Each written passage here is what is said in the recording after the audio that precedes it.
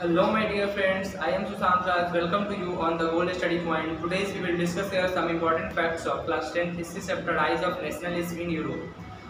Dear friends, previous class में हम लोग making of nationalism in Europe में हम लोग समझ लिए थे लिबरल नेशनलिज्म को। लिबरल नेशनलिज्म को हम लोग डिस्कस कर लिए थे, क्या होता है लिबरल नेशनलिज्म। आज हम लोग स्टार्ट करेंगे कंजर्वेटिज्म से। कंजर्वेटिज्म क्या होता है? कंजर्वेटिज्म क्या होता है? तो कंजर्वेटिज्म का मतलब होता है commitment to traditional values and ideas with opposition to change और इनोवेशन। चेंजेस और इनोवेशन का अगेंस्ट, मतलब चेंजेस और इनोवेशन का प्रोटेस्ट करना, उसको अपोज करना, और ट्रेडिशनल वैल्यूज और आइडियाज के लिए ट्रेडिशनल वैल्यूज और आइडियाज को कमिट करना, मतलब ट्रेडिशनल वैल्यूज और आइडियाज का कमिटमेंट करना, उसके लिए प्रतिबद्ध रहना और नए परिवर्तन का विरोध करना। ये हो क्या होता है? तो ये होता है कंजर्वेटिज्म, जिसको आप बोल सकते हैं रूढ़िवाद। रूढ़िवाद का मतलब हो गया कि आप पुराने वाले चीज़ों को ही महत्व दे रहे हैं, मतलब पुराना वाला जो भी परंपरा है, जो भी पुरानी सोच है, आप उसको महत्व दे रहे हैं, नए चीज़ों का आप विरोध कर रहे थे। ये हो गया कंजर्वेटिज्म। कंजर्वेटिज्म मतलब ये ठीक है टॉपिक, लेकिन इसमें इम्पॉर्टेंट क्यों है? तो हुआ ये कि 1815 में फ्रांस में जो नेपोलियन बैठा हुआ था, राजगद्दी पर विराजमान था नेपोलियन।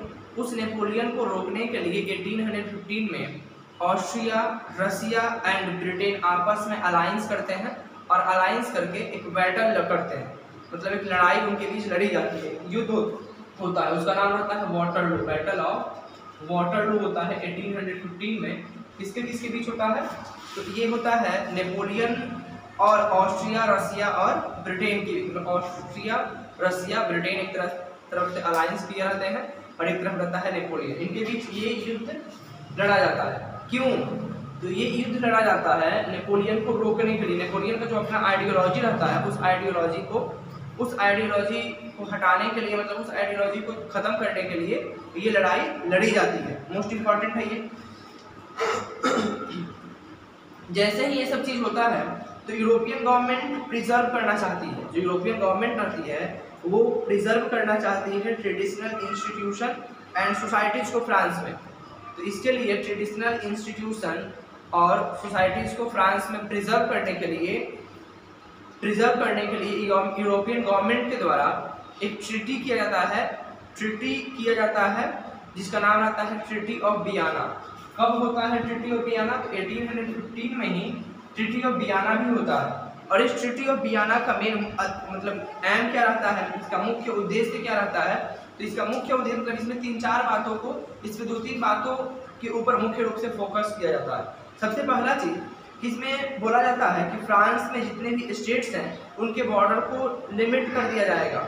उनके बॉर्डर के इस्टेब्लिशमेंट की बात की जाती है कि इन फ्यूचर में फ्रांस के किसी भी स्टेट्स को एक्सपांड ना किया जाए। ट्रीटी ऑफ वियना में इस चीज़ को बोला जाता है। दूसरा चीज़ बोला जाता है बर्बन डायनेस्टीज के रीस्टोर करने की, मतलब कि बर्बन डायनेस्टी, जिस डायनेस्टी से लुई 16 बिलोंग करता था, उस डायनेस्टीज को फिर से रीस्टोर करने की बात की जाती है ट्रीटी ऑफ वियना में।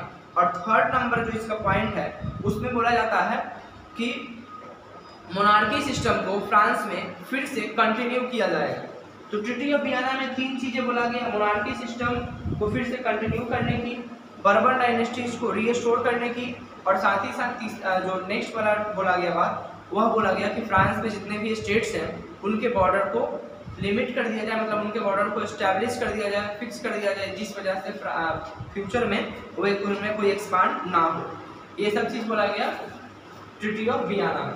तो कंजर्वेटिज्म में हम लोगों को इतना ही जानना था। नेक्स्ट वाला अपने पास टॉपिक है वो है रेवोल्यूशनरीज। रेवोल्यूशनरीज क्या होता है? रेवोल्यूशन वर्ड से मिलकर बना है। रेवोल्यूशन का मतलब होता है क्रांति, मतलब कि एक शॉर्ट टाइम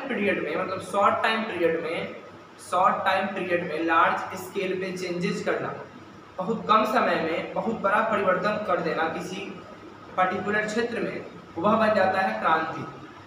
वह क्या बन जाता है? क्रांति बन जाता है। शॉर्ट पीरियड में लार्ज स्केल पे चेंजेस करना ही रेवोल्यूशन बोला जाता है।